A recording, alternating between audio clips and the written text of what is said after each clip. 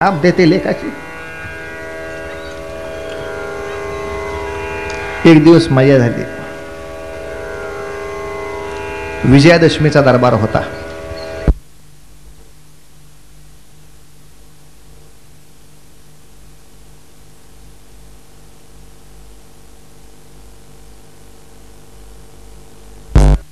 परकर पुलक झकास केस बांधलेले अशी ही महाराणी आया बाबांच्या बरोबर. कपड्याचं वैशिष्ट्य आहे अंग झाकण्यासाठी असतात. आता बोलायची सोय नाही. इकडं वाकलं की इकडं उघडं पडते, तिकडं वाकलं की इकडं उघडं पडते, पुढं वाकलं की मागं उघडं पडते. त्याला म्हणायचं टॉप.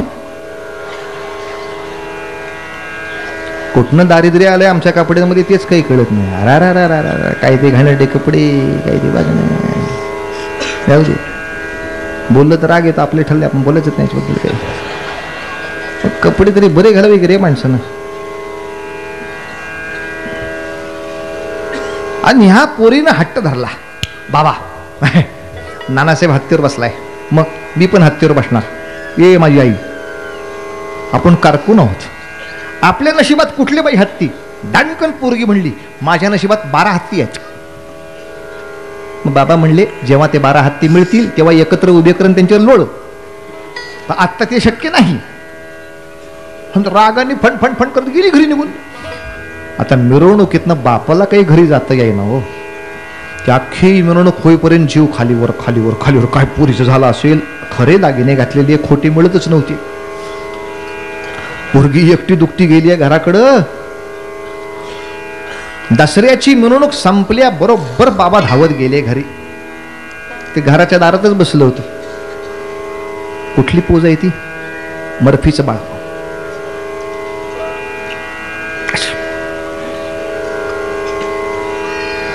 छबे बोल नका माझ्याशी.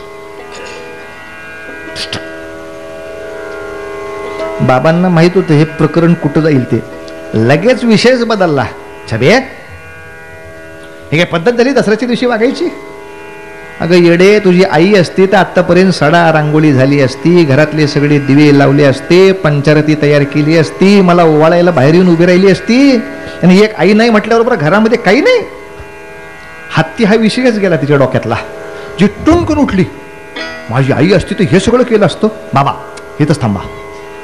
गेली भरभर भरभर आत. काय तांब्याबरोबर पाणी आणलं, पटपट सडा टाकला, पटकन रांगोळी टाकली, पंचारती तयार केली. आणि ही छोटी, बाबा उंच. आता ओवाळायचं कसं? मग घडवंची आणली. मराठीत स्टूल म्हणतात त्याला. मराठीत त्याला स्टूल म्हणतात. आणि ती घडवंची आणली, त्याच्यावर उभी राहिली पट्टी. अरे कोणाला चित्र काढता येत असेल तर काढा की रे असं चित्र, काय मजा दिसेल नाही. असं जुन्या पद्धतीचं घर, त्याच्या उंबऱ्यामध्ये आलेला बाप, ही छोटीशी पोरगी घडवंची घेऊन परकर पुलका घालून वरती उभी, हातात पंचारती, आपल्या वडिलांना कुंकुम. काही गोड दिसेल मला सांगा? असं चित्र कोणी पोराने बघितलं आणि विचारलं तर कौतुक वाटेल. बाबा बाबा हे कसलं चित्र आहे मला सांगा की. मग त्याची गोष्ट सांगायला बरं वाटेल. हा आता अशी चित्र बघतात, हे बोलताच येत नाही काय. मग सगळं विचित्र आहे म्हणून ओरडण्यापेक्षा ज्याला खरं येतं त्यांनी चांगली चित्र का करू नये? अंधार आहे म्हणून ओरडण्यापेक्षा ज्यानं त्यानं यथाशक्ती पणती लावली की दिवाळी होते. अंधारावर फार विचार नाही करू. आम्हाला मशाल नाही करता आली, पणती तर लावू तुझ्या घरात, चल सुरू कर तुझं काम. तिनं वाळलं, बाबांना घेतलं. पण एक प्रसंग असा नक्की झाला की ही मुलगी नदीवर आंघोळीला गेलेली. भारतामध्ये प्रत्येक मोठ्या राज्यामध्ये इंग्रजांची एक वसाहत असेल. या इंग्रजांच्या वसाहतीतल्या बायका तिथं आंघोळीला आल्या आणि त्यांनी हुकूम केला, जेवढे भारतीय लोक घाटावर आहेत त्यांना हाकला, आम्हाला आंघोळी करायची. हाकला म्हटल्यावर बाकीची गेली, ही कशाला बसली? ती बसली पोहच. पोलिसांना आत येऊन त्याला बाहेर काढली. हुकूम ऐकत नाही, चल इन्स्पेक्टरकडे नेतो. हे 8 वर्षाचं पोरं, चल की तुझ्या बापाला घाबरते काय, चल. असा हात त्याचा ढेला करून घेतला आणि गपदिशी तोंडापाशी नेला. कडकड कडकड कडकड ही चावली. ते पोलीस बसला बोंबलत, पोरगी का राजवाड्यात. तो पोलीस इन्स्पेक्टरला घेऊन आला. तुमच्या राजवाड्यात कोण चावणारी पोरगी आहे तिला घेऊन आले, ही चावली. बाजीराव पेशवे म्हणले, म्हणे याला का चावलीस? का म्हणजे काय? आम्ही बायका आंघोळ करताना तिथं आला मेला. त्यालाही काही बोलता येईल ना, हे पद्धती बघायची. मग चावू नको, जोड्याने मारला असता याला.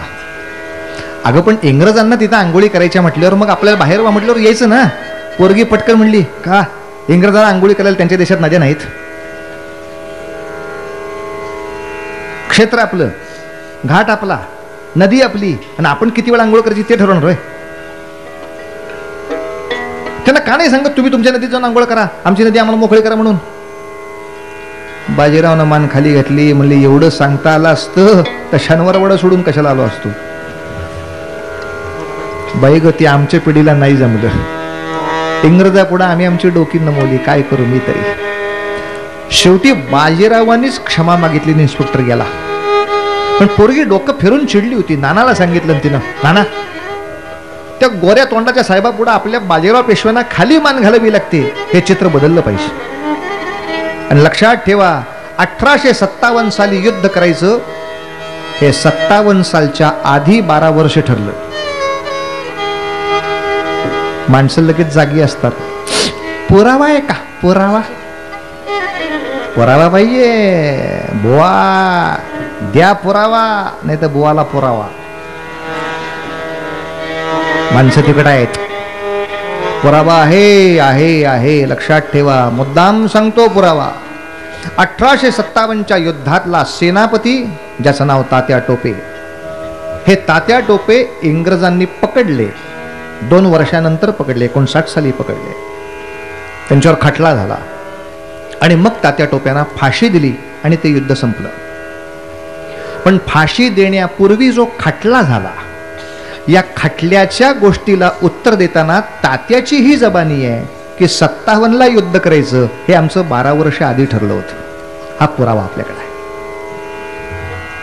नाही तर आमच्याकडचे विद्वान बडबडायला असतातच, अहो हे कुठले स्वातंत्र्य सैनिक, झाशीची राणी झाशीसाठी लढली, भारतासाठी नाही काही.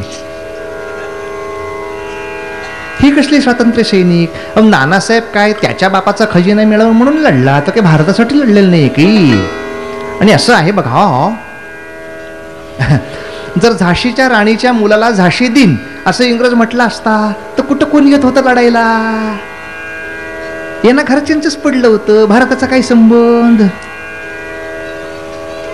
नाव नाही सांगत, पण फार मोठ्या माणसाने हे अकलेचे तारे तोडलेत, ज्यांना दुर्दैवाने महाराष्ट्रात इतिहास तज्ञ म्हणतात. गेले आता ते, त्यांचं नाव नाही घेत. पण हा उल्लेख करताना तात्या टोपीची जबानी यांनी का वाचली नाही तेच काही कळलं नाही. जे आम्हाला वाचायला उपलब्ध आहे ते इतिहास तज्ञांकडे पुस्तकं नसतात होय. ज्या जबानीत लिहिलंय की तुमच्याशी युद्ध करायचं 12 वर्ष आधी ठरलं, म्हणजे लक्षात ठेवा 12 वर्ष आधी झाशीचा वारस अमान्य झाला नव्हता तरी ठरलं होतं युद्ध करायचं. झाशीसाठी नाही युद्ध झालं ते. 12 वर्षापूर्वी बाजीराव पेशव्याचा खजिना जप्त नव्हता झाला तरी ठरलं होतं युद्ध करायचं. काय मूर्खासारखं बोलताय? म्हणजे आमच्याकडं कसं बोलतात तसं झालं ते. अफजल खानाने शिवाजी महाराजांच्या पाठीत कट्यार खुपसली म्हणून शिवाजी महाराजांनी वागणं खुपसली. आणि समजा नसती कट्यार मारली तर काय ओटी भरून पाठवायचं होता काय त्याला?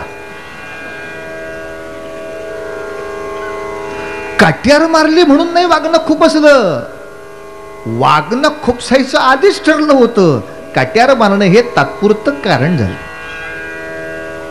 समजा त्यांनी कट्यार मारलीच नसती तर त्याला मारायचं नव्हतं का? काय आपलं मूर्ख जर का बोलायची सोय नाही, यांच्याकडे सोयीचं बोलणं नाही. अहो जो माणूस हातात वाघनक घालून जातो त्याने आधीच ठरवलेलं असतं काहीतरी कारण कडून जवळ जायचं आणि संपवायचा. समजा अफजल खानने मिठी मारली नसती तर काय झालं असतं सांगा? ज्याला राजकारण कळतं त्याला कळलंच पाहिजे, त्याने मारली नसती तर शिवाजीने मारली असती मिठी. वाघनक लांबून फेकून काहीच उपयोग नसतो. कुठल्या तरी कारणाने जवळ जायचं आणि हिरण्यकश्यपूचे पोट फाडायचे हे नरसिंहाचे आधीच ठरले होते. नाही नख वाढल्यामुळे झालं असं उद्या म्हणत नाही म्हणजे नशीब. क्षणिक कारण महत्वाचं नसतं, दारुगोळा आधीच भरलेला असतो. इंग्रज पहिल्यापासून भारताशी वाईटच वागतो आहे, त्यामुळे आपल्या राज्यावर अजून आफत आलेली नसतानाही सगळ्यांचं ठरलंय युद्ध करायचं. आणि एवढ्यासाठी नानासाहेब पेशव्यांनी साधू संत मौलवी यांची सहकार्य घेतलं. मुद्दाम ऐका, 12 वर्ष या सगळ्या साधू संतांना इंग्रजाच्या छावण्यांमध्ये फिरवलं, हातात भाकरी घेऊन. हे सगळे साधू लोक पुराण सांगण्यासाठी सैन्यांमध्ये जायचे. अरे हमें पुराण कहना है, हम भोलेनाथ. आता पुराण बिराण सैनिकांना ऐकायचं असेल तर ऐकू दे, पण रात्रीच्या वेळेला सैनिकांना एकत्र करायचे साधू. सज्जनों, ये हमारी रोटी, ये रोटी हमें मातृभूमि देती है, और उस मातृभूमि को जो छेद कर रहा है उसकी हम सेवा करते हैं. ये लांछन है. निश्चय करो सज्जनों, निश्चय करो, जो भूमि अन्न दे रही है उस भूमि को शत्रु से हम छुड़ाएंगे. सगळ्या सैनिकांच्या रोटीवर हात ठेवून शपथा व्हायच्या. 10 मे नाही, चुकली तारीख, 30 मे 1857 अशी तारीख ठरली होती. हे युद्ध फसलं कारण ते 10ला सुरू झालं म्हणून फसलं, हेही लक्षात ठेवा. 10 मे आपण क्रांती दिन म्हणतो, पण तरी 10ला युद्ध सुरू होण्यामध्ये आपला थोडा पराजय झाला. आम्हाला पराक्रम जमला. युद्धात जसं चांगलं बघायचं असतं तसं चुकही बघायची असते. शिवाजी महाराजांचा संयम आम्हाला जमला नाही म्हणून युद्ध फसलं. युद्धात पराक्रम जितका महत्वाचा तेवढा संयम महत्वाचा असतो. नाही तर मला सांगा, शिवाजी राजांनी संयम सोडावा असे बरेच प्रकार झाले होते. अफजल खानाने तुळजापूर तोडलं होतं, मग तेव्हा राजाला म्हणता असतं आता मला सहन होत नाही. आत्महत्या पथक आपलं नव्हे, पण तुळजापूर तोडून सुद्धा शिवाजी राजा अंगावर येत नाही म्हटल्यावर त्यांनी पंढरपूर फोडलं. आता शांत बसायचं, टप्प्यात येईपर्यंत काही करायचं नाही. आणि सगळं सैन्य जेव्हा टप्प्यात आलं तेव्हा एक नाही शिल्लक ठेवला. राग सुद्धा कसा प्रगट करावा याचे गणित आहे. तो संयम गडबडला की असं होतं. अर्थात युद्धाला जाण्यापूर्वी मुद्दाम सांगतो, झाशी राज्य खालसा केलं म्हणून नाही युद्ध झालं. झाशीचे लोक राज्यावर असले तर युद्धाला मदत करणार आहेत हे इंग्रजाला आधी कळल्यामुळे राज्य खालसा केलं. नानासाहेबाचा खजिना जप्त झाल्यामुळे युद्ध नाही झालं. नानासाहेबाचा खजिना युद्धासाठी वापरला जाणार आहे हे इंग्रजाला कळल्यामुळे त्यांनी जप्त केला. जे लोक इंग्रजाच्या विरोधात जाणार नाहीत अशी इंग्रजाला खात्री होती, त्यांचं इंग्रजानं काहीच जप्त केलं नाही. आता कोणाकोणाचं जप्त झालं नाही याची यादी मी काही सांगत नाही, आपले आपण शोधू शकता. अशा कोणाचंच काही जप्त केलं नाही इंग्रजानं, कारण ते उपयोगाचं नव्हतं, ते उपयोगाला येणारच नव्हतं कोणाच्या युद्धात. माझ्या विरुद्धच्या युद्धात कोण उपयोगाला आहेत तेवढेच फक्त मारायचे होते. आणि मध्यंतरीच्या काळात एक लक्षात घ्या, या युद्धासाठीच या मुलीनं झाशीवाल्याशी याच्या मागे हेच गणित असतं. लक्षात घ्या की युद्ध ठरलंय, इंग्रजाला पराभूत करायचं ठरलंय. मग अशा वेळेला माझ्या व्यक्तिगत सुखाचा विचार न करता मी जर झाशीच्या राज्यावर गेले तर जास्त चांगलं युद्ध करता येईल. भले नवरा आत्ता असा असू दे, मला त्या ठिकाणी गेलं पाहिजे अशी राणी, कारण मी कारकुनाची मुलगी आहे. माझ्याप्रमाणे लग्न ठरवायचं म्हटलं तर आणखीन एखाद्या कारकुनाच बरोबर युद्ध होईल. मग मला युद्धाला नाही उभं राहता येणार, मला सेनापती पण नाही करू शकणार, मी इंग्रजाचा पराभवाचं काम नाही करू शकणार. हे ज्या मुलीला कळतं वयाच्या 10व्या वर्षी, आम्हाला 30व्या वर्षी नाही कळत. पण या मुलीसाठी स्थळ कसं आलं एक मिनिटात ऐका. ब्रह्मावर्त गावात बाजार भरला होता आणि बाजारामध्ये भाजीपाला आणायला माणसं चालली होती. इतक्यात ओरडारडा झाला, हत्ती उधळलाय, आपला जीव वाचवा. सगळी माणसं पळायला लागली. ही छोटीशी पोरगी बाबांना म्हणली, बाबा व्हाय ऑल आर रनिंग? हे पळतायत का? पळतायत का म्हणजे हत्ती पुढे उभं राहायचो का आम्ही? का तुम्हाला हत्तीने थांबवतायत? हत्तीच्या हत्तीने थांबवतायत, हत्तीच्या. सोपं आहे. पोरगी झाडावर जाऊन बसली. हत्ती धावत आल्याबरोबर तिथनं जी धपकन उडी मारली हत्तीच्या अंगावर. ते 2 सोळ्यावर पाय ठेवून बसली. सोंड्याला पायाचा वळका घातला. हत्तीचे कान धरले आणि डोळ्यावर घेतले हत्तीच्या. हत्तीला दिसेनासं झालं की ते थांबलं. हत्ती स्वतःच्या सोंडेनं इकडं तिकडं दणका करतोय. पोरगी निकटावी, गोचिड चिकटावी तशी चिकडली होती पोरगी दांडेशी. मागणं माणसं आली, हत्ती ठाडबंद केला. पण अशा वेळेला झाशीचे एक ज्योतिषी आले होते ब्रह्मावर्ताला. त्या ज्योतिषाने ही पोरगी पाहिली. तिच्या पावलावर राजचिन्ह होतं, ते तिनं पाहिलं. अशी हत्तीवरची मुलगी म्हणून मागणी घातली आणि थाटामाटात झाशीच्या महाराजांचं आडनाव लक्षात ठेवा. त्यांचं आडनाव आहे नेवाळकर. गंगाधर बाबा नेवाळकरांशी लग्न झालं. थाटामाटामध्ये वरात निघाली. पोरगी झाशीच्या दरबारात आली. लग्न जरी झाशीत झालं तरी ते मराठी माणसांचं होतं, त्यामुळे मराठी रीतिरिवाज असतात. छबे उखाणा घे. लग्न झाल्यावर पहिला उखाणा जमलाच पाहिजे. वा. मग 10 वर्षाच्या छोट्या पोरीनं सुद्धा म्हणावं, कुंकू लावते ठसठशीत, हळद लावते किंचित. कुंकू लावते ठसठशीत, हळद लावते किंचित. गंगाधर बाबांशी माझं लग्न झालं, हे माझं गेल्या जन्माचं संचित. पोरीचं वाक्य ऐकून सुद्धा माणसाने मोहरून जावं. वा रे वा, काय पोरगी बोलते. आता डबल ग्रॅज्युएटला सुद्धा हा अभ्यासक्रम नाही, त्यामुळे कार्ट काय लग्नाच्या दिवशी बोलेल त्याचा नेम नाही. झबे नवऱ्याचं नाव घे.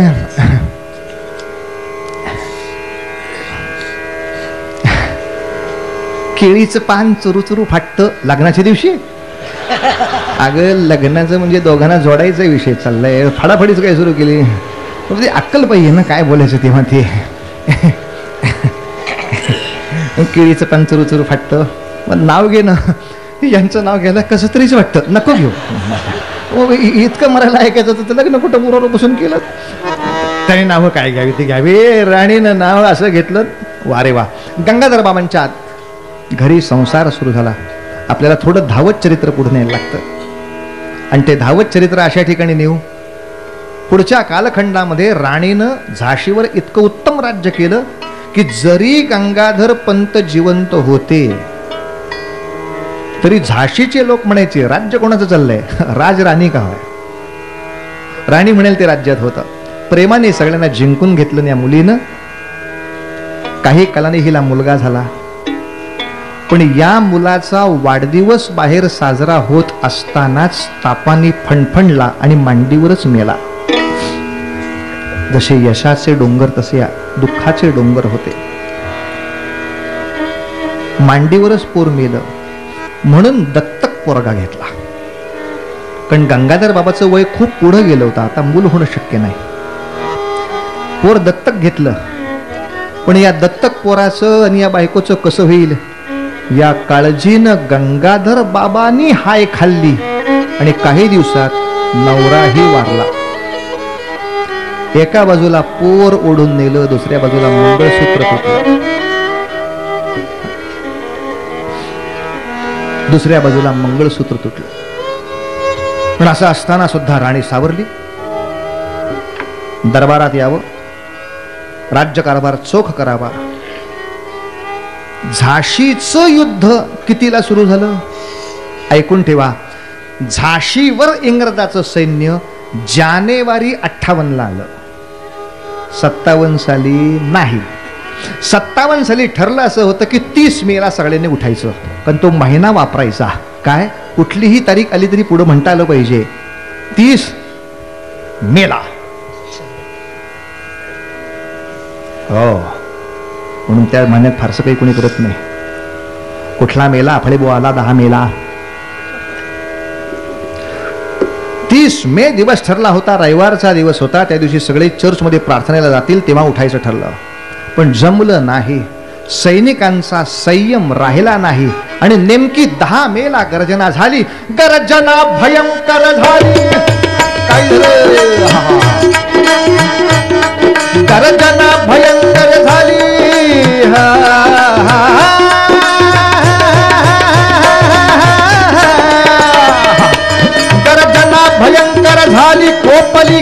आग भडकली सेना सागर खवळे मोठा, सेना सागर खवळे मोठा. काढ काढ घोड्याच्या टापा, काढ काढ घोड्याच्या टापा, वीर झुंजाले घेती घेता हजी. कानपूर, लखनौ, मेरठ 4-5 संस्थानामधले सैनिक उठले, तलवारी घेऊन निघाले, दिल्ली जिंकली. पण आधीच गडबड झाल्यामुळं बाकी सगळे सैनिक वाट बघत बसले. आताच उठायचं का 30ची वाट बघायची, आणि फसलं. इंग्रजाला आधी पता लागला आपल्या विरुद्ध युद्ध चालणार याचा पत्ता लागला, आणि मुद्दाम ऐका, इंग्रजानं इंग्लंडची 1 लाख सेना मागवून घेतली. ती इथं यायला वेळ मिळाला, मध्ये 20 दिवस गेले. आणि इंग्रजांनी नुसती सेना आणली नाही, तर त्याने भारतीयांवर असे काही अत्याचार सुरू केले की ज्या ज्या गावांमधली माणसं सैन्यात गेली असतील त्या त्या गावात भरमसाठ गोळीबार करून माणसं मारायची, आणि मेलेल्या माणसांची प्रेत झाडाला इंग्रजी 8 किंवा 9 अशा आकड्याच्या आकारात टांगून ठेवायची, दहशत पसरवायची. इंग्रज 1 लाख फौज घेऊन आला म्हटल्यावर आणखीन माणसं घाबरली, गप्प बसली. त्यामुळे मे, जून, जुलै, ऑगस्ट, सप्टेंबर 5 महिने दिल्लीचं युद्ध चाललं होतं. दिल्ली इंग्रजाला पाहिजे का स्वातंत्र्यवीराला पाहिजे. अर्थात बाकीच्या प्रांताचे सगळे सैनिक थांबले, म्हणून पराभव पत्करावा लागला, पराभव पत्करावा लागला. इंग्रजाच्या ताब्यात दिल्ली गेली, आणि मग मात्र इंग्रजांना हात पसरायला सुरुवात केली. या प्रकारात जे जे सामील आहेत त्यांना खालसा करा, ती राज्य ताब्यात करून टाका. झाशीला माणूस पाठवा, कारण या युद्धात ते स्वतः आले नसले तरी टेबलाखालनं पैसा आणि शस्त्र बरी झाली आहेत. नाना आला नसला तरी ह्यांच्या लोकांच्या सगळ्यांची फूस याच्या मागे असल्याशिवाय हे प्रकरण झालेलं नाही. नानाला परागंदा करा आणि झाशीला खालसा करा. होईल खालसा झाशी की होईल दत्तक मान्य, होईल खालसा झाशी की होईल दत्तक मान्य. आशा की भव्य निराशा, प्रश्न हाच चिंताजन्य. ऐकाया निर्णय आले पुरवासी ते सामान्य. जाहली खालसा झाशी, झोंबले शब्द हृदयाशी. बोलली रेसिडेन्साशी, देणार नाही कोणाशी आवडती माझी झाशी. जब तक दम में दम है मैं जंग लढूंगी, मैं अपनी झांसी नहीं दूंगी, नहीं दूंगी, नहीं दूंगी. असे विजयासारखी बाई थांब थांब थांब थांब थांब चमकली. ह्यू रोज नावाचा इंग्रजी सेनापती 60,000 फौज घेऊन दिल्लीवर झाशीवर पाठवला. मुद्दाम ऐका, झाशीच्या अख्ख्या गावाला वेढा पडला 60,000 फौजेचा. ह्यू रोज शहाणा होता. त्यांनी आपली छावणी तटाबाहेरच्या मारुतीच्या देवळात लावली. का? इथं तोफेचा बॉम्ब पडणार नाही, मारुतीचं देऊळ आहे. पण असं असून सुद्धा राणीच्या लक्षात आलं, किल्ल्यावरून बघते देवळात लागतंय होय, आम्हाला त्रास देऊन. गोलंदाज बोलवला, तोफ ठोका, देवळा सगट हिरोज उडवायचा. मंदिर को कैस काय? अरे तुकोबांनी सांगितलेले उपदेश लक्षात ठेवायचे. विंचू देव्हाऱ्यासी आला, विंचू जर देवघरात आला, शिवाच्या पिंडीवर बसला तर काय कुंकू व्हायचंय? तुकोबात सांगतायत, विंचू देव्हाऱ्यासी आला, देवपूजा न आवडे त्याला. मग विंचू असताना काय, तिथं पैजाराची काम. त्यावेळेला देवघरात चप्पल घेऊन गेलं तरी चालेल, पण ती देवासाठी नाही विंचवासाठी आहे इतकं देवाला कळतं. देव काही इतकं येडा नाही तुझ्यासारखा.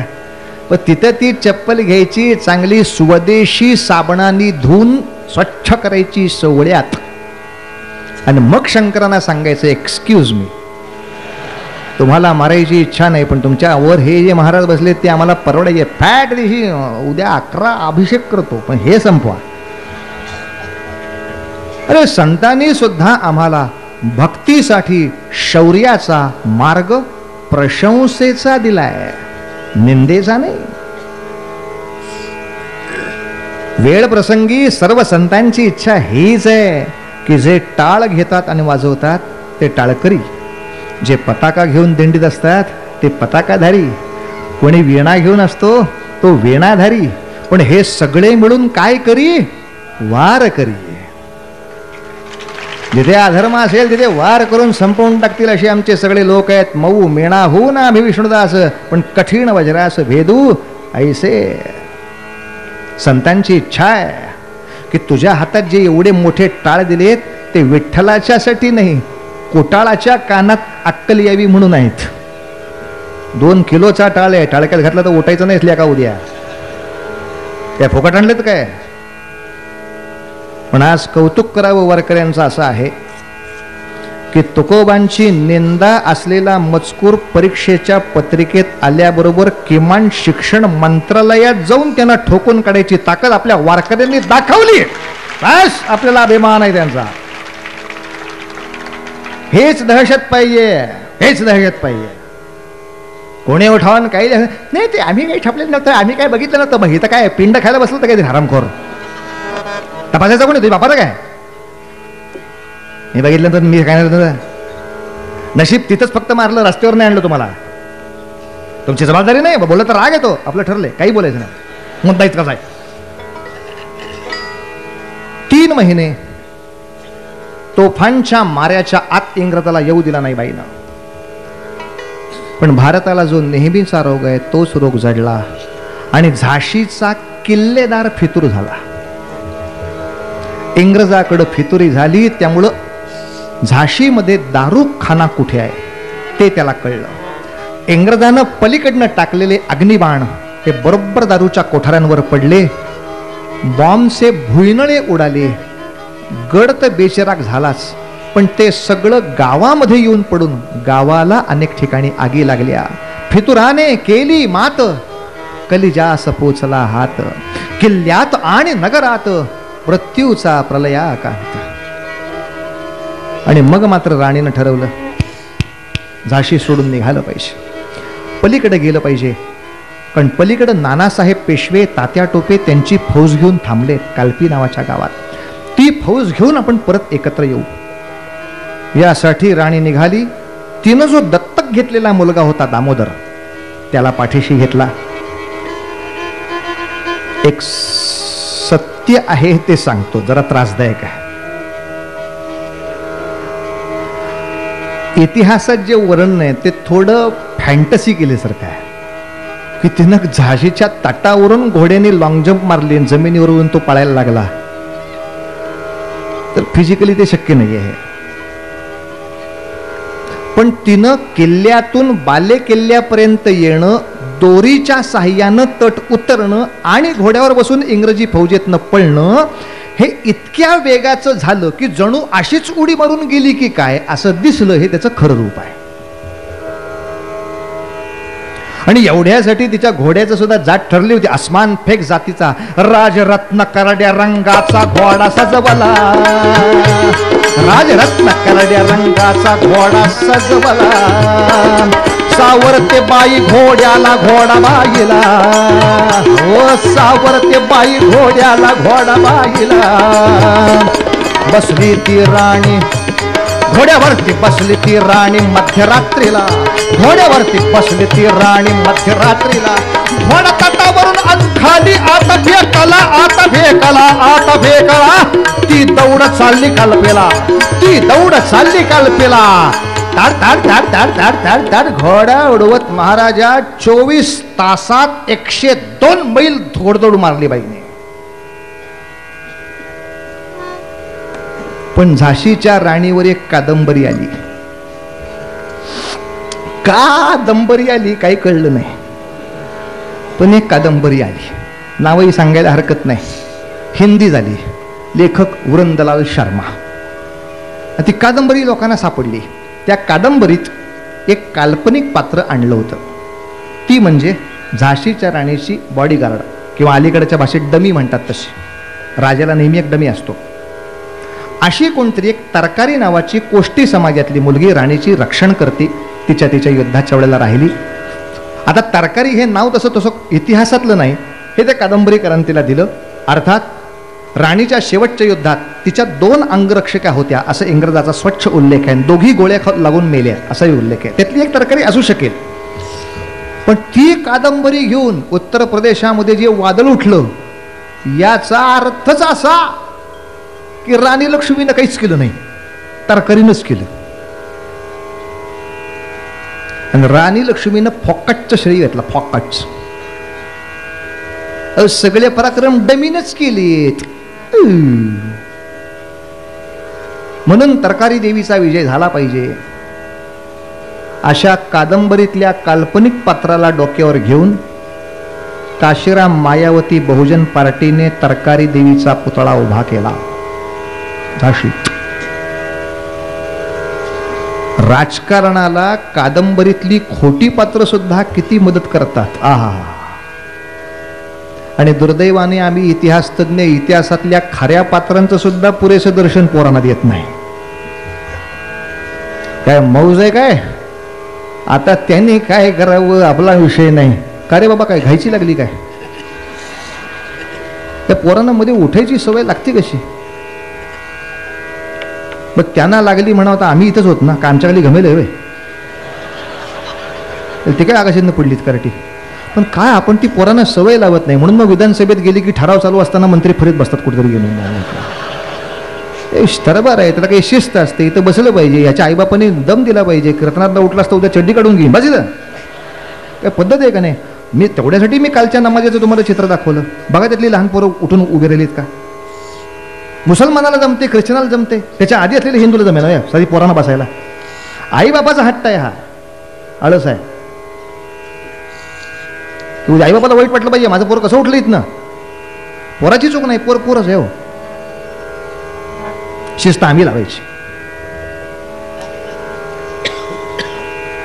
कालपीपर्यंत राणी पोचली आणि कालपीच्या युद्धातलं काय सांगू. 9 वाजलेत. याच्या पुढेही एक समारंभ आहे आणि त्याच्यानंतर परत आपल्याला थोडं नाट्यगीत ऐकण्याचा मी त्रास देणार आहे. तर 9 नंतर आता किती वेळ बुवा राणी घड्याळ लावून 10 मिनिटात, कारण पुढची सगळी गणित आपल्याला बघायची आहेत. मात्र इच्छा अशी आहे जे तुम्ही ऐकताय ना ते तुम्हाला लक्षात येईल. तुम्ही एसटी बसने बसून जर एसटी रूटवर गेलात, इतकी छोटी छोटी छोटी छोटी गावं असतात, इतक्या ठिकाणी स्थानक आहेत. एवढ्या लोकांपर्यंत हे कधी पोचायचं चरित्र हो? इतक्या 40,000 शाळेतली, प्रत्येक शाळेतली 40,000 पोरं. या पोरांमध्ये हा पराक्रम कधी पोचायचा? त्यांना वाटतंय 1857 ते सुवर्ण उत्सव म्हणजे काय, फक्त आता मेणबत्त्या लावायच्या आणि फटाके पडायचे की झालं उत्सव. हा हा हा पराक्रम. या लोकांनी केलेल्या गमती ज्यांना शक्य असेल त्यांनी राणी लक्ष्मीचं चरित्र एक चांगलं वाचा, तयार करा. या जून महिन्यात ते 150 वर्ष पूर्ण होत आहेत. या जून महिन्यात तुमच्या आसपासच्या सगळ्या शाळांमध्ये जाऊन विनंती करा की या युद्धाबद्दल मला थोडीशी माहिती जास्तीची द्यायची आहे पोरांना. पुस्तकातलाच विषय आहे, अभ्यासाचा विषय आहे, ते काय बाहेर ना आणायचं नाही की. पण तुम्ही आम्ही खटपट केल्याशिवाय हे कधी होणार मला सांगा. जून महिन्यामध्ये सगळीकडे हा स्वातंत्र्य महोत्सव किंवा बलिदान महोत्सव साजरा झाला पाहिजे. असो, कालपीच्या युद्धात सगळं युद्ध कुठं सांगत बसू महाराजा, तुम्हाला सांगतो. कालपीला झाशीची राणी पोचली. नानासाहेब, तात्या, बहादूरशाह सगळ्यांची सेना उभी राहिली इंग्रजाशी युद्ध करायला. रोजनं झाशी सोडली. झाशीवर 10,000 सैन्य ठेवलं आणि 50,000 इंग्रज घेऊन तो कालपीवर आला. झाशीमध्ये 10,000 इंग्रजांनी काय केलं? मानवतेची सेवा येशूला आवडते. या सगळ्या सांगायच्या गोष्टी आहेत. इंग्रज झाशीमध्ये असताना तिथे एक आपला माणूस उपस्थित होता ज्यांचं नाव विष्णू भट गोडसे. मराठी वाङ्मयातला पहिलं वाङ्मय प्रवास वर्णन प्रवास या नावाचं पुस्तक त्यांचं आहे, माझा प्रवास या नावाने. हे गोडसे भटजी त्यावेळेला झाशीतच होते आणि त्यांनी लिहिलंय इंग्रज इतका नीच वागला त्या दिवशी की झाशीची बीजन केली असं तो म्हणतो. 3 दिवस झाशीमधला माणूस उडून गोळीनं मारत होता इंग्रज. 8 वर्षाच्या खालचं पोरं ठेवायचं आणि 80 वर्षाचा वरचा म्हातारा ठेवायचा. झाशीची माता गेली, हतभागी झाली झाशी. हतभागी पुरवासी ते पळती मार्गा मार्गात, मागून घालती गोळ्या लष्करी यमाचे दूत. लागता पतीला, हळू माझा शब्द ऐकवायला पाहिजे हा. लागता पतीला गोळी, फोडीत पत्नी आरोळी, तो तत्प्रेतही ये खाली, प्रीती रक्तात बुडाली, झाशीची बीजन झाली. इतका भयान प्रकार झाशीला 3 दिवस केला महाराजा. इंग्रज शौर्याने नाही जिंकला, क्रौर्याने जिंकला. सामान्य नागरिकांना मारल्या पलीकडचं काय पराक्रम त्यांनी दाखवला नाही ना मला. कालपीला काय झालं ऐका. 100 तोफाचा तोफखाना लागला. या 100 तोफा गाडीच्या शोरूम मध्ये गाड्या असतात तशा सलग उभ्या नसतात. एक तोफ इथे असेल तर 1-2 चौक पलीकडे तोफ असते. अशा 100 तोफा झाशीच्या राणीचं त्या युद्धात तोफेवर आक्रमण करणारं एक पेन्सिल स्केच त्यावेळेला काढलं गेलं आहे. पूर्वीच्या युद्धांमध्ये इंग्रजांबरोबर सैनिक असायचे, तसे चित्रकार असत. या फार जुन्या चित्रकारांना काढलेलं चित्र बघा कसं आहे.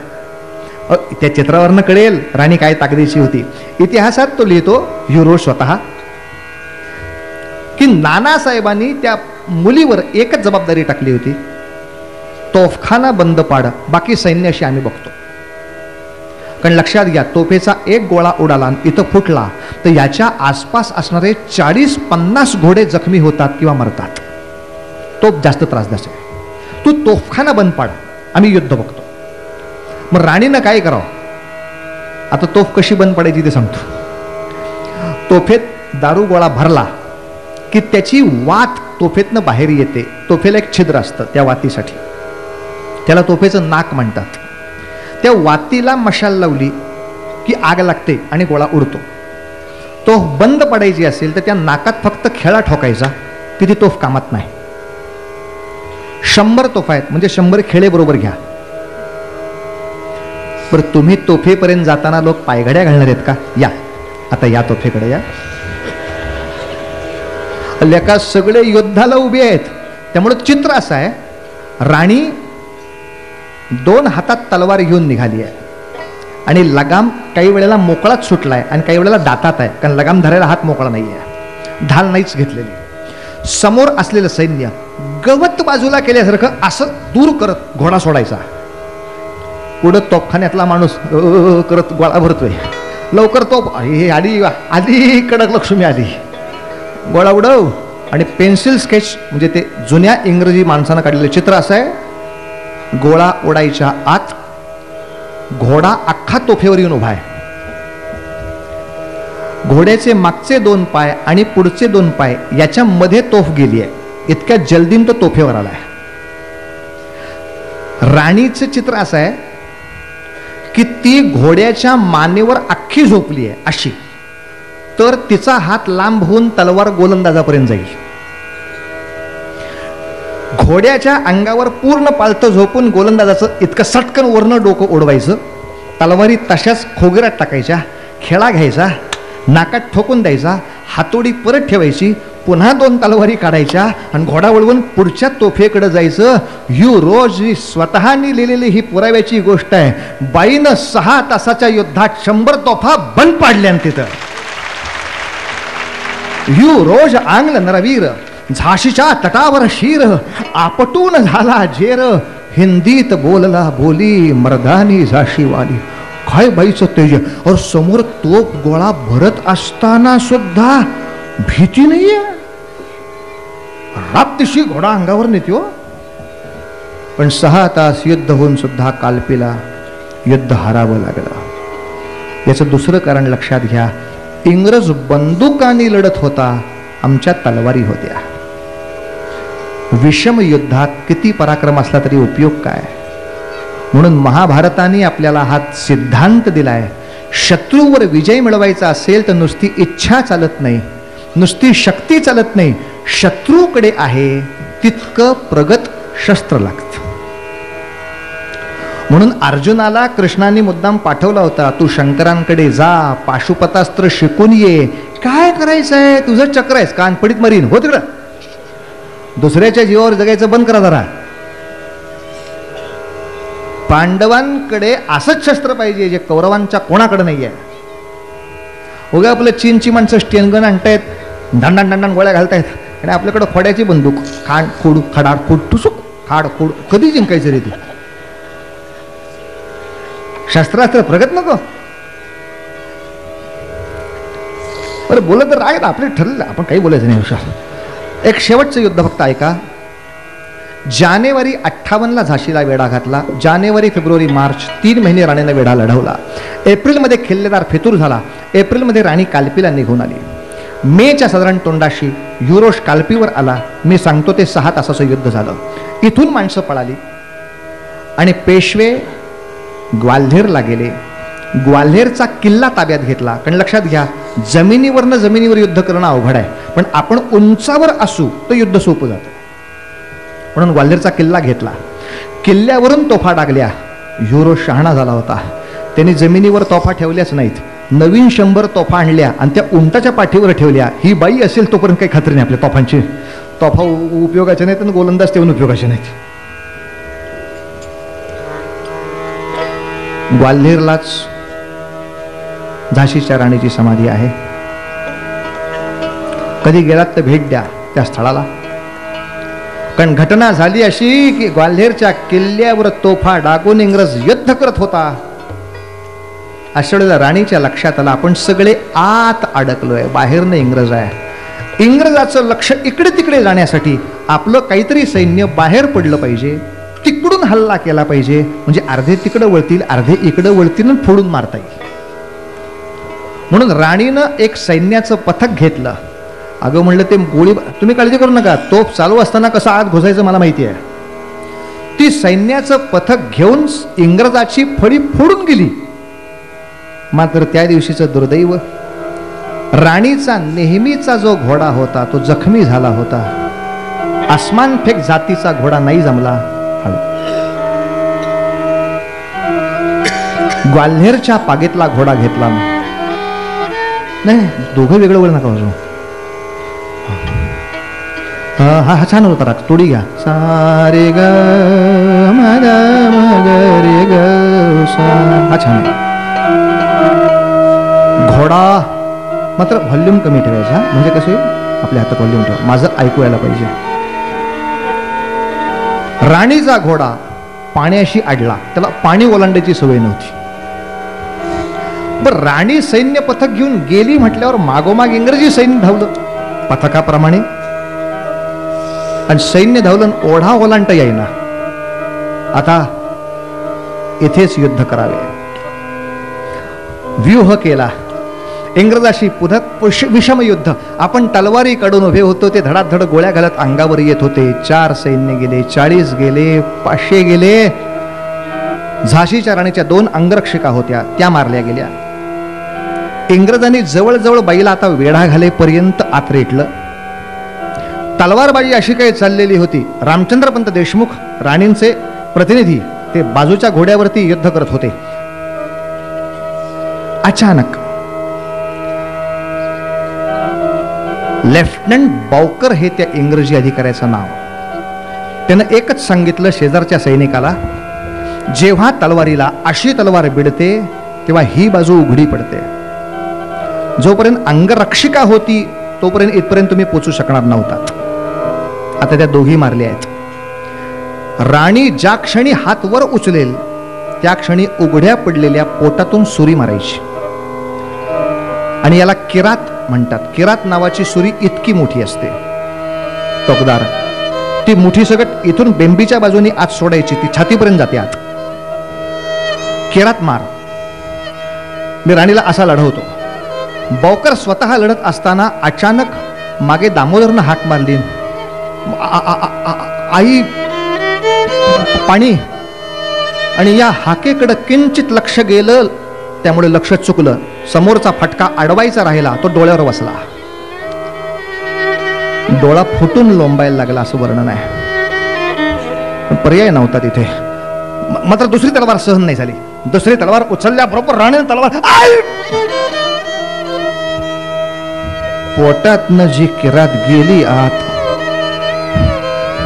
रापदिशी वार करून बाउकर तर संपलाच. पण ज्यानं केरात मारली होती तेही उलट इकडं मारून संपवलं. जेवढा 500 इंग्रज होता सगळा रक्तात लोळवला तेव्हा बाई घोड्यावरनं खाली उतरली. शेजारी गंगादास बाबांचा आश्रम होता. तिथे गवताची गंज होती, त्याच्यावर राणी बसली. आणि रामचंद्रपंत देशमुखाला सांगती झाली, देशमुख आता काही जगत नाही. काय वय असेल हो तिचं?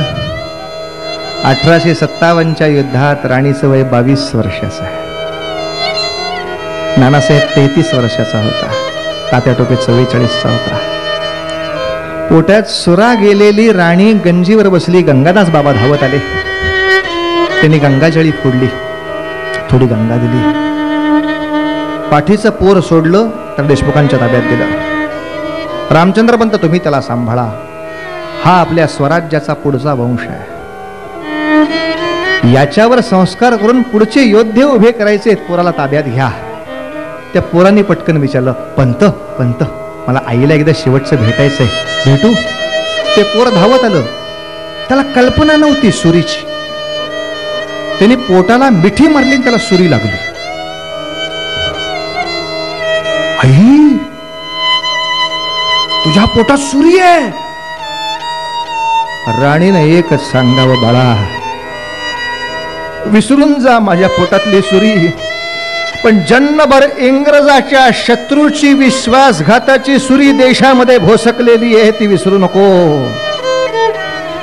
त्या विश्वासघाताच्या सुरी सकट इंग्रजाला परतून लावल्याशिवाय विश्रांती घेईन असा विचार आणू नको.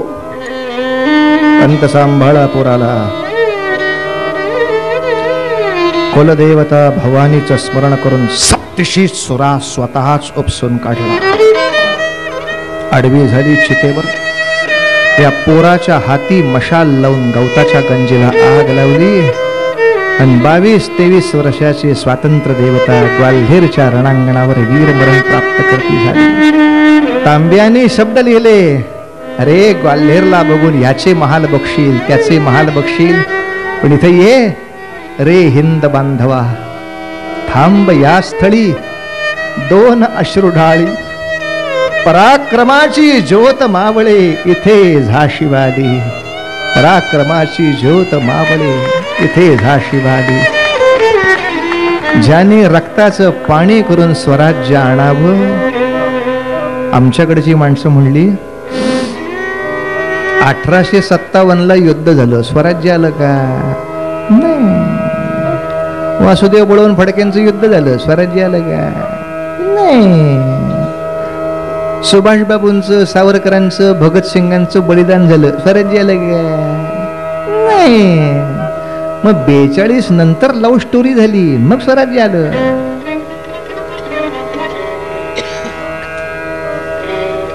पण विवेक करता आला पाहिजे. स्वराज्य येण्यामागे सत्याग्रहाचा मोठा हात आहेच. नाकारायचा नाही, तो नाकारायचा नाही, पण सत्याग्रहाचा हात आहे. म्हणजे क्रांतिकारकांनी काहीच केलं नाही असा जर प्रचार सुरू झाला, जर गांधीजींच्या नावाखाली दे दी हमें आझादी, बिना खडग बिना ढाल इतकं जर खोटं बोलायचं असेल, तर तुम्ही सत्याग्रह केला तसा सैनिकांनी शस्त्राग्रह केला म्हणून स्वराज्य आले. श्रेय दोघांना द्यायला पाहिजे, श्रेय दोघांना द्यायला पाहिजे. आणि हे दोघांना श्रेय दिलं तर मोठेपणा असतो. दुर्दैव तुमच्या आमच्या ध्वजवंदनाच्या कार्यक्रमात पंतप्रधानांसारखी जबाबदार माणसं सुद्धा बोलून गेली, we have made bloodless revolution, आणि रक्ताशिवाय क्रांती केली. शरम नाही वाटली हुतात्म्यांचा अपमान करायला. आता मोठ्या पदावरची माणसं बोलतात म्हटल्यावर खालची माणसं कशाला गप बसतील, त्यांनी शिव्या घालायला सुरुवात केली. आज आज आज वार्ता आहे की दिल्लीच्या काही शैक्षणिक संस्थांच्या पुस्तकात भगतसिंग, सावरकर, सुभाष यांची नावं त्या काळातले अतिरेकी ह्या मथळ्याखाली आहेत. इथपर्यंत शिक्षण संस्था उर्मटपणाचं धाडस दाखवत आहेत.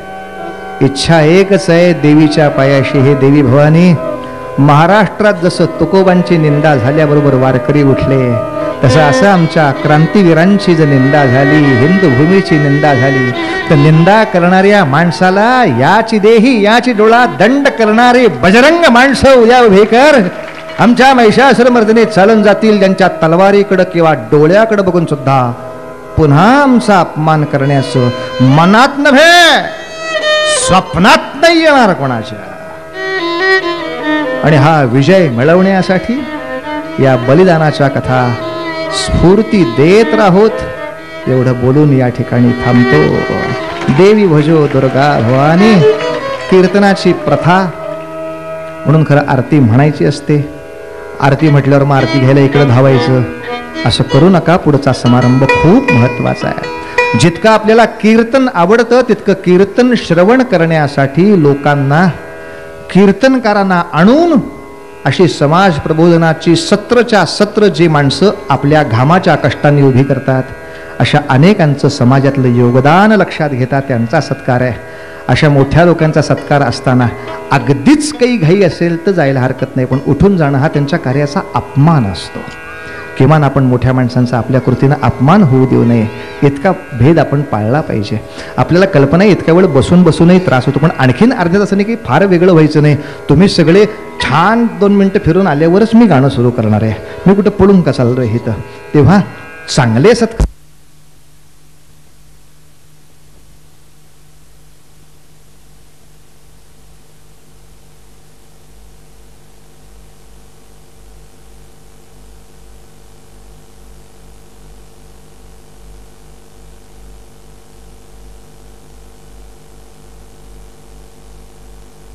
पाहिजे हो. कारण काय हे कीर्तन समारोह, कीर्तनाला एवढी माणसं जमतात ही ह्या काळात दंतकथाच आहे हो. पण रामदासी बुवांच्या गौतमजींच्या अथक प्रयत्नामुळे आज पुण्याच्या सवाई गंधर्वाला एवढी माणसं जमतात, तर मग कीर्तनाला का नाही ही खंत त्यांनी आमची दूर केली. नाही बुवा जमतात माणसं, कीर्तनाला एवढी जमतात. और भरत बुवांचं तर आणखीन गंमत आहे सगळी. यवतमाळला कीर्तन महोत्सव केला अशीच 25,000 गर्दी, नागपूरला कीर्तन महोत्सव अशीच 25,000 गर्दी. मग गाडीवाले विचारायला लागले कुठल्या मंत्र्याचं भाषण आहे. ए बाबा ही तर मंत्री नाही संत्री नाही, इकडं सगळे बोलणार आहेत वचन संतांची बोलायचे. संत तेच देवाला पसंत त्यांचं प्रकरण आहे. फार सुंदर काम झालं. आज तुमची बरीच मुलं बाळं चांगली येऊन बसली त्याचा आनंद आहे. पण भरतबुवांचा हा आमचा छोकरा ऋतुपर्ण सुट्टी मिळेल तसा पुण्याला येऊन काही ना काही शिकत असतो. कीर्तनामधलं आनंद हाच आहे की पुढच्या पिढीपर्यंत हा वारसा चालू आहे. माझ्या बाबांकडे भरतबुवा शिकले, त्यांचे चिरंजीव माझ्याकडे पळत आहेत.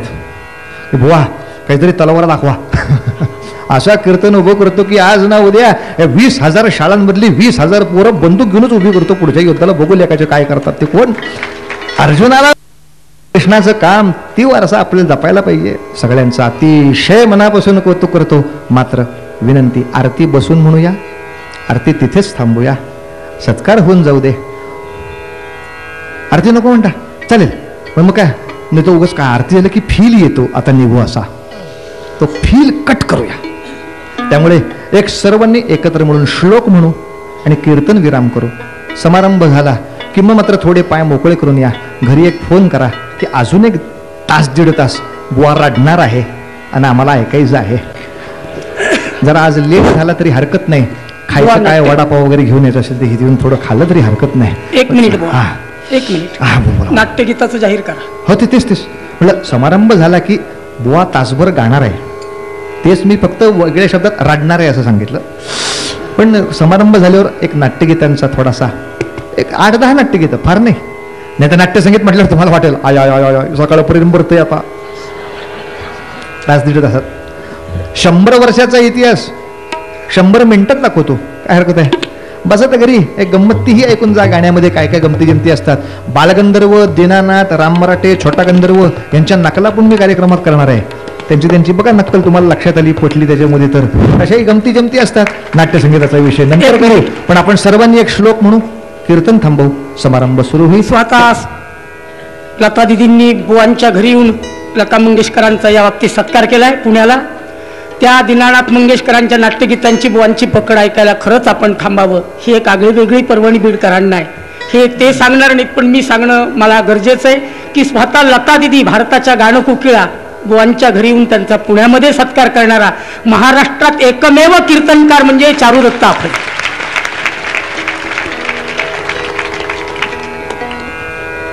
सर्वांनी एकत्र श्लोक म्हणा. सदा सर्वदा योग तुझा घडावा, तुझे कारणी देह माझा पडावा.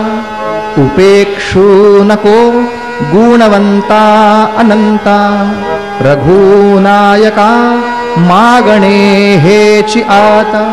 जय जय रघुवीर समर्थ, जय जय रघुवीर समर्थ, जय जय रघुवीर समर्थ. जे लक्षात राहील ते वहीवर लिहून काढा, विसरेल ते बुवांकडनं परत जाणून घ्या.